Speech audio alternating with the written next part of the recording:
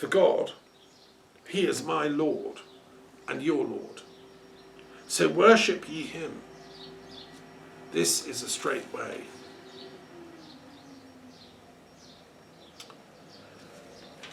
It's a beautiful little sequence, and you can listen to the whole reading and the commentary on my Green University website. I think the point I constantly am, in awe of is how the Quran has this ability to reconcile and synthesize the best of all the wisdom traditions up to that time. Although Muhammad wasn't a scholar, he wasn't educated in the higher education systems even of his day, he had an intuitive Gnostic grasp of their innermost meanings, and he had, I think, an oral education, not just from Khadija and Waraka, but from his trips in Damascus. He would have met Gnostic and Orthodox Christians and sages. From Hira in the Lakhmid Kingdom, he would have met Nestorian Christians, Gnostics, and also Manichaeans who were there, and also Zoroastrians. And he's absorbing and learning from them all. And I think it's very probable he went also to what's now called Sanliurfa, which is Edessa, in the north of Syria, borders with Turkey. Now it's in southern Turkey. And it was the birthplace of Abraham. And it was known as such. That is a Mesopotamian town in the upper reaches of Mesopotamia, where Abraham came from. And the Quran is like a paean of praise to Abraham. Of course he went to Sanliurfa, and he saw the cave where Abraham was born. It's never been down in Ur of the Chaldees. Ur of the Chaldees is up there at Sanliurfa. It's never been down in southern Iraq. That was a fantasy created by biblical archaeologists in the 19th century. And so I think Muhammad went to all those places, partly as a pilgrim, partly as a merchant working for Khadija. And he would have sat and learned and sat at night over campfires looking at the stars, being told the stories of Abraham, being told the stories of Jesus, and really getting them at a deep level. To listen to someone is to take in their innermost gnosis, if you want. And he was a great learner. He got it. And that's what then comes reflected back out as the Quran. Through his higher collective consciousness ability to grasp those downloads from spirit. Anyway, that's the sort of thing I'm doing in my commentary, and it's a deep work. And that ends, verse 66, 67 says, "But sects from among themselves fell into disagreement. Then woe to the wrongdoers from the penalty of a grievous day. Do they only wait for the hour that it should come on them all of a sudden, while they perceive not? Friends, on that day will be foes, one to another, except the righteous." That's a really important verse, and I've explained it in detail in the commentary. We're called now to be among the righteous. Don't make foes of anybody, your friends. Stop the hostility that's on the internet, the hostility that's in politics, by befriending each other, by finding the best bits of each other. We find common truths, and we can build a world fit to live in. We can make a civilized world. We can remember that, hey, this European Union, that's actually a really good idea. The nations of Europe can live together in peace. No wars, no hostility, freedom of movement, freedom of employment, right to basic social health, and etc., etc. Let's have a European Union, shall we? When the scales of hostility fall from your face that have been engineered and manufactured by the madmen like this Nigel Nicks guy and all his cronies, Farage and Johnson, and these mad Brexiteers, when those hatreds fall away, only the righteous will be left standing. That's what the Quran says. And I'm with them. And I call us all to try and understand what that concept of righteousness means. And I've explained it in my commentary in great detail. Okay, now that's that, and I'm coming to the end of this. I want to share a couple of things to conclude. So I'm still active, obviously, as European coordinator for the World Intellectual Forum, and we're still having our monthly meetings on the 30th of each month. You're welcome to come, 30th of June, clock in, ask me for the Zoom. And there's two very important initiatives I've taken, partly as director of the Institute of Peace Studies and partly as coordinator of the World Intellectual Forum in Europe. I've set up two commissions the last few weeks. I mentioned them before, but I'm just going to sort of end with this. They're both important in their own right. The first is the International Commission of Inquiry into the Etiology of COVID-19. I mentioned this before. Our job is simply to be a holding platform for various theories about the origins of COVID to be able to be aired. It's not a controversial subject. It's so important that the President Biden has instructed his entire intelligence teams to find out. The WHO sent a team into China to try and find out. They were frustrated. They weren't given access to the proper data. But it is important that we find out what caused the death of 3.5 million people. As a philosopher of medicine, I know how important etiology is, and that's all. It's a purely medical thing, but philosophers are also often doctors, and many of the greatest philosophers like Maimonides and Ibn Rushd and Ibn Sina and John Locke and so on, they were all also medical doctors. There's a close link between philosophy and healing, and they go back to a common reverence for Apollo, who is the Lord of Healing as well. That's why the Delphic Games are going to be a chance for healing after this planetary crisis is got through, when we're out of the pandemic. My commission is agnostic on the business of vaccinations and the whole huge industry of bitter disputes over whether or not this cure is the best. I'm agnostic. I don't have a view on that. I respect people who choose to have a vaccination. I respect people who choose not. I just say that science and medicine should figure out what are the facts here. And it's a shame that it's all become so politicised. My interest in the commission is simply the etiology, what caused this thing. And of the various theories, obviously the two main ones are it's a natural occurrence. It was in the bats, it leapt, somehow got to mankind, possibly by being taken in and looked at in the labs at Wuhan and engineered a bit, and then it leaked.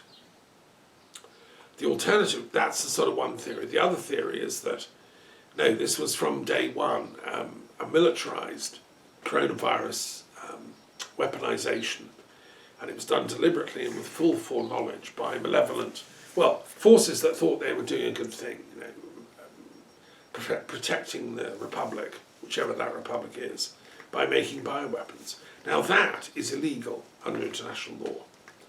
The only country that hasn't signed up to the Bioweapons Convention is Israel, interestingly enough. So if Israel made this in one of her labs, she didn't break international law, but I would be utterly appalled and shocked if Israel, had done this, but it's possible, and her lab should be inspected. The new government that's coming to power should join the Bioweapons Convention. And that has always been my appeal. To find out the etiology, we have to inspect all the labs. My colleague at King's College at the University of London, who specialises in biosecurity and war studies, she has called for an international body to supervise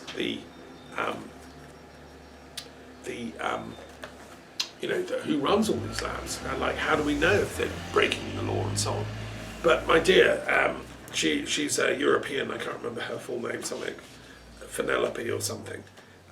The fact is that there is such a body, it's called the Bioweapons Convention. That's what is supposed to supervise and monitor what these labs are all doing. Now, it needs an upgrade. It needs a new director that actually calls a spade and says, "Hoi, red light's flashing. This might be a bioweapon that's gone AWOL." I've spoken to the office in Geneva, and they're just sitting there like robots doing nothing. This is shocking. If I was Foreign Minister of Britain, I would be in Geneva, sitting in their office, twiddling my thumbs until they started the investigation. That's the only way in international law to find out absolutely about the etiology. Before that, my commission will be a holding operation to try and gather what we can. But until we've been in all the labs and interviewed all the scientists, we're not going to know. I want my children, my grandchildren, my great-great-grandchildren to know that Daddy, that's me, managed to find out the truth about this thing. The world's media are not. The world's political elites are not. The G7 elites are not. The scientists are fractured. They're all in sects, disagreeing. I'm saying, as a philosopher, someone who loves truth, let's find out. The buck stops here. And if not us, who? So that's one commission I want to share. The ICIAOC, International Commission of Inquiry into the Etiology of COVID-19. The next one, which is, I don't know which is more important, they're all important, is a new commission I've been setting up this last week with colleagues and friends, and following on the tragic resurgence of the Palestinian Gaza-Israel war, the never-ending conflict, flared up. Over 200 and something Palestinians were killed, mostly in Gaza. 10 or so Israelis died. It's an unacceptable situation. We spectators look on with horror as this. It's like a sort of ritual combat that happens every now and then. With Netanyahu in power, it's been happening more often. I mean, the man has no ethical sense of propriety. He just thinks bombing children is like a sport to him. The man is evil. And his advisors are, the people that are allowing this. They're brainwashed into thinking that, this is acceptable behaviour because they're throwing rockets at us. They fail to ask the fact that, well, hang on, why is Hamas there? Where did it get its rockets from? We created Hamas, did we? Facts have emerged that Israeli occupation of Gaza during many years actually sponsored and funded Hamas as an autonomous Islamic power broker because it wanted to weaken the PLO, which was a largely secular, humanist, organisation for the whole of Palestine, which many members are Christian in. Palestine is a Christian and Islamic, and they have others, Druze, Baha'is. It's an advanced culture, Palestinian culture. You'll find people like me talking about Buddhism to the small hours in Palestinian Jerusalem. I've had those conversations. They're highly intellectual people. Afif Safia, who was the delegate from the Palestinian government to London, one of the most intellectual people I've ever met, a Christian, but a genius, and so are many of them. Well, why did Israel want to weaken them? Because it wanted to create Hamas, so it could destroy that unity. It failed, but it did create a bit of a monster that now keeps throwing rockets at Israel. I mean, I think deep in the Israeli psyche, there's the story that Goethe wrote about the Sorcerer's Apprentice. It's deep in the Israeli nightmare scenario. You make a golem, which then goes out of control. You make a sort of a robot who then takes over and becomes a channel for the devil. Jewish magicians, Kabbalists have been playing around with this stuff for ages, and they realise one of the most horrendous things you can do with magic is create something intending it to be good, and it turns into something that's bad. That's the nightmare that is deep in Kabbalistic law. That's why you're not supposed to fiddle with this stuff unless you have proper training. It's like Milarepa. He shouldn't have learned to do black magic and eventually saw the light. Well, what we need is for all the dark magicians that have been fiddling around creating Hamas to see the light and do the Milarepa jump, to jump off that dark magic. I'd also say it's interesting that the internet has become a bit of a golem, because the very thing that was created to be a good thing by some of my Jewish dear friends and colleagues, like Facebook and stuff, it runs the danger of becoming a sort of diabolic medium that brings out the worst in human nature. We have a duty to elevate these creations of our own intellect so that they become vehicles of peacemaking and reconciliation, not vehicles of war and mutual extermination. We should never forget that the punch card system, which ran the concentration camps in Nazi Germany, were provided by IBM, the corporate giant that is still around. And I've just finished a very good book on the history of the military internet, which ends with that sober thing, going to Mauthausen, which was one of the camps that was all run by these IBM punch cards. Computers are all very well, the internet's all very well, digitalization's all very well, but if we don't humanize it and use and infuse it with our own ethical values, with righteousness, to use the Abrahamic word or the Quranic word, then we become one of the fallen demonic forces, rebelling against God, rebelling against truth and against unity. No, the purpose of why we have spirit embodied into human form is to uphold that tradition of righteousness, which was Abraham's gift, to humanity. So that's why I've set up the International Commission for the Establishment of a Palestinian State, ICEPS. Very, very simple. 5 letters, ICEPS. Now it's similar to biceps because we need a bit of strength to do this. And I'm looking to all my friends around the world, my academic colleagues, my Palestinian friends, Sufi friends, Islamic scholars, in every different branch of Islam, be it Shia, Sunni, every branch of Christianity, and I would say every branch of authentic Judaism. I don't mean sort of crazy people that have been fed violent Zionism in a sort of nihilistic way, that only Israel is God's chosen people, everyone else can go to the devil. That kind of madness of extreme militarized Zionism, which is what runs Likud and Netanyahu. That's their refusal to talk to the other because the other is evil, even though the other lives in Israel. Millions of Israelis are Muslim.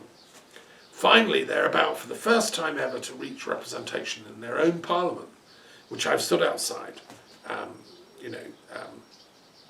Finally, they're going to have representation in the new government that's replacing Netanyahu. Thank God, thank Allah, thank Elohim, thank Yahweh. The man should go to prison immediately, well, within a few days. So, ICEPS, International Commission for the Establishment of the Palestinian State. I'll be working on this till it bears fruit, Yet another reason to do my weekly fasting. And I'll be doing Ramadan each year until it happens. Because, deep down, I am also a Muslim. I'm a surrendered soul. I honour Muhammad. I honour the Palestinian people and their cause. It doesn't mean I don't honour the Jewish people and the Christian people. I'm also with them. I'm a universalist, and I'm with Louis-Claude de Saint-Martin, the unknown philosopher. I'm the unknown philosopher on the job. Nobody's heard of me, just like they'd never heard of Louis-Claude de Saint-Martin. And, but he was a French-based intellectual who, read his works if you don't know about them. I've quoted him often in my book on religious mathematics. So look, there we are, ICEPS, and and these I'm doing with the help of the World Intellectual Forum, which is this network of savants around the planet. We have several from Israel, several from Palestine. So let's get on with it. You see, there won't be peace in the Israel-Palestine problem till there are 2 states mutually recognizing each other, living in harmony and non-violence, with sworn treaties of non-violence, and neither state tyrannizing and terrorizing the other. And I'll be happy to send you the founding document for ICEPS. Just contact me. Right, and now I'm going to finish, as is my wont, with a poem, which I'm going to go and find.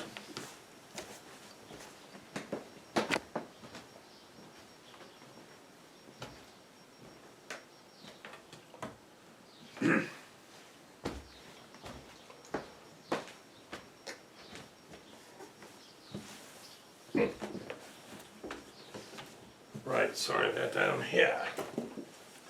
Okay. Now, I hope I can find the right poem.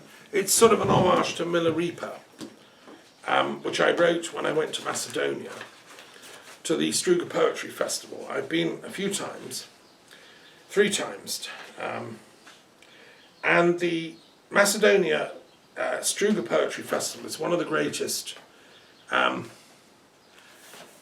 poetry festivals on the planet. You know, as a poet myself, as well as everything else, I'm a great lover of poetry festivals, and I was invited there 3 years, and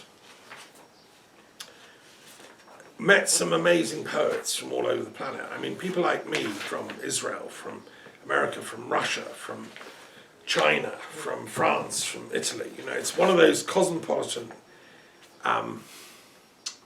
to die for events. I mean, it hasn't happened in person, but it will be, you know, again, we'll go back to Struga, and it's at Lake Ohrid, which is one of the most beautiful lakes on the planet. It's the deepest lake in Europe.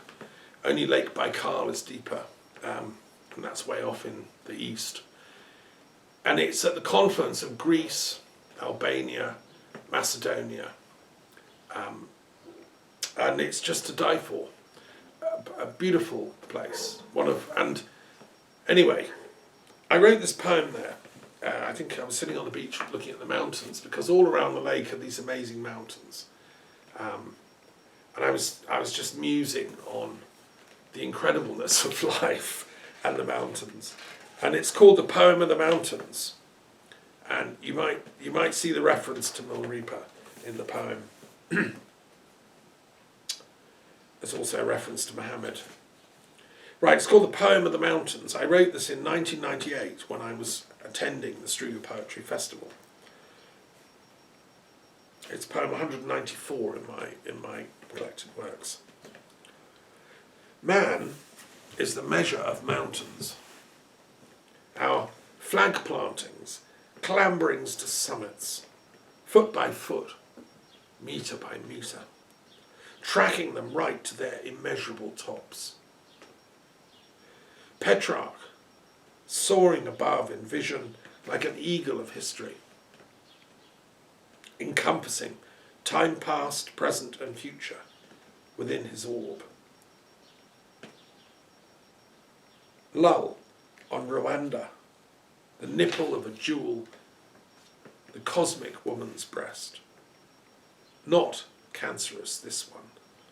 This rock accruer of cankers, tiny crabs and shells, calcified over eons into an astounding upstanding where, at the centre of the wheel of gnosis, the great art spinner, all his letters gone awry, down on his knees in solitude, before the ever alone, summoning up angels, principles, powers, winging it lightly from city to city, knowing in an instant of clarity what would come after, what new cities would arise.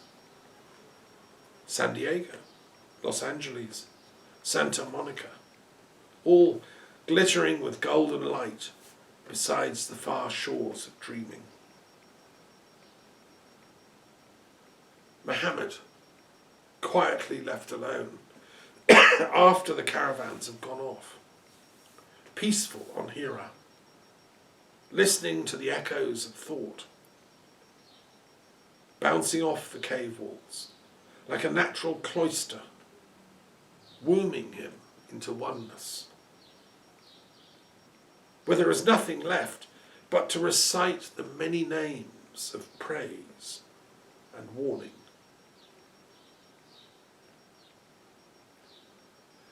Milarepa, jumping from peak to peak, wearing his rainbow tassels, prayer flags, snippets of persistent, half-heard song, as he rushes past a lund pole, urgently calling us all to awaken and join the great wonder. Jesus on Tabor. Hardly there, barely chronicled, only a swift flash of light, an explosion of love like a meteorite, a daylight star burning and falling, a great sunburst linking heaven and earth. With the crowd left after, wondering and muttering spells among themselves to ward off too much illumination, not able to scan the meaning, fumbling and stumbling after the meaning for an ordinary poem, too long a line to scan.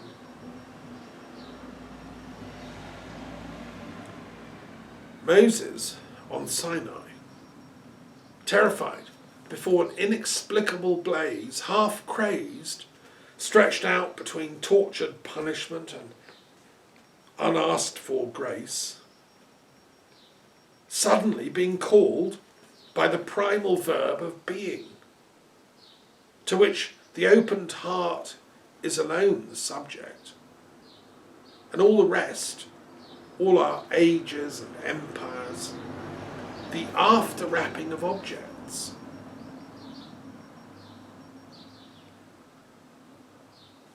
You know the others and the rest. From here you can go on alone, as Virgil told Dante at the foot of the mountain of paradise. You can complete the litany of the great mountain heroes, Hilary and Tenzing, gasping up with oxygen to Chomolungma, Doug Scott nearly getting blown off, saved by his Gurdjieffian persistence. And you can place yourself somewhere there, on the top of some mountain you have climbed, some sacred view attained, placed, poised between ascent and descent. Man is the measure of mountains, perhaps. But in the valleys of the dark river, there is another way to tell this tale. A truer, wiser way of hearing. That the mountains actually measure us, outpour us, hold us aloft sometimes, and cast us down at other times into deep waters. If a mountain could make a poem, it would say, "Go on clambering, my children, go on climbing, but remember, I am here, before the first poem ever scanned, before the first lovers shared their first kiss. I made it possible. I am Gaia, the mountain measurer of all your dreamings. I will wait here patiently beneath, storing it all as rare fuels, whilst you recover your breath, whilst you reassemble your separate stories, your different visions, into the real harmony that links them all. The dwarfs knowing, the Tuatha De Danann, the underknowing. And the poets who have touched earth, those Taurian Gautamas, they shall be my emissaries, of gentle voice, yet powerful, awesome. So then place yourselves there, on my true summit, each one attaining